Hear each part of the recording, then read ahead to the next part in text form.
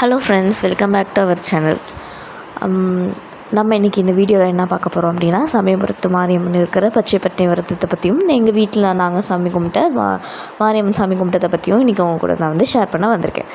திருச்சியில் இருக்க எல்லாருக்குமே தெரியும் சமயபுரத்து மாரியம்மன் கோயிலை பற்றியும் அம்மனோட மகிமை பற்றியும் நிறைய பேருக்கு தெரியும். ஸோ பர்சனலாக வந்து பார்த்திங்க அப்படின்னா, நமக்கு என்ன தேவையோ, யார் நமக்கு வந்து தக்க சமயத்தில் வந்து ஹெல்ப் பண்ணுறாங்க அப்படின்னு சொல்லி சொல்கிறாங்க. நம்ம வந்து எப்படி ஃப்ரெண்டுன்னு சொல்கிறோமோ, இப்போ எனக்கு ஒரு விஷயம் வந்து ரொம்ப கன்ஃபியூசிங்காக இருக்குது, எஸ் சொல்கிறதா நோ சொல்கிறதா, எந்த வழியில் போகிறது, என் முன்னாடி ஒரு 2-3 வழி இருக்குது, இந்த 3 வழியில் நான் ஏதாவது ஒன்று தான் நான் சூஸ் பண்ணணும், எனக்கு ரொம்ப கன்ஃபியூசிங்காக இருக்குது அப்படின்னா நான் என்ன பண்ணுவேன்னா, நேராக பஸ் ஏறி போயிட்டு மாரியம்மன் கோயிலுக்கு போயிடுவேன். போயிட்டு சாமி கும்பிட்டுட்டு அந்த பிரகாரத்தை 2-3 சுற்றி வரத்துக்குள்ளே வந்து எனக்கு என்ன ஆயிரும் அப்படின்னா, நான் என்ன நினச்சி நான் போனேனோ அதுக்கான ஆன்சர் வந்து எனக்கு கிடச்சிரும்.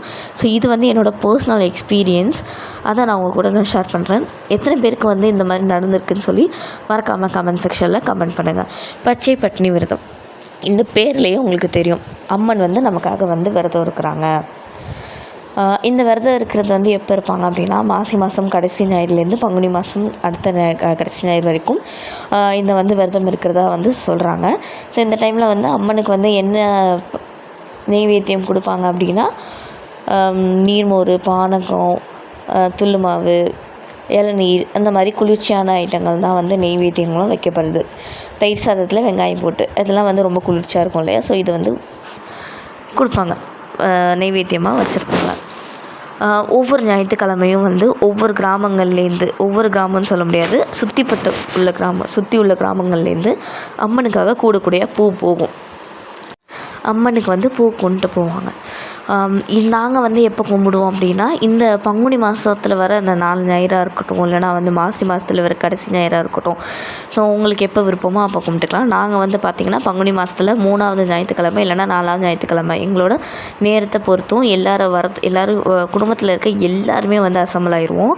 ஸோ அன்றைக்கி வந்து நாங்கள் என்ன பண்ணுவோம் அப்படின்னா, தயிர் சாதம், வெங்காயம் போட்டு, அதுக்கப்புறம் வந்து கொல்கட்டையிலே வந்து 3 டைப்ஸ் ஆஃப் கொல்கட்டை, அப்புறம் புடி கொல்கட்டை, பூர்ண கொல்கட்டை, வெள்ளை கொல்கட்டை.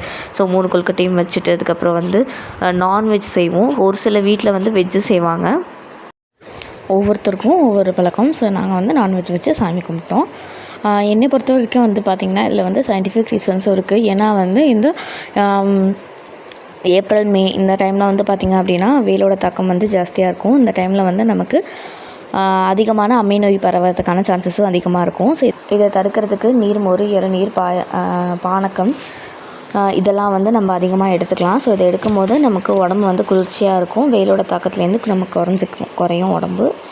இன்னொன்று வந்து என்ன ரீசன் அப்படின்னா, நமக்கு வந்து இந்த அம்மை நோயிலேருந்து நம்ம வந்து விடுபடலாம். ஸோ இது வந்து எனக்கு தோணுது, இந்த மாதிரி டைமில் குளிர்ச்சியாக சாப்பிடணுங்கிறதுக்காக இது கொண்டு வரப்பட்டது அப்படின்னு சொல்லி நான் நினைக்கிறேன்.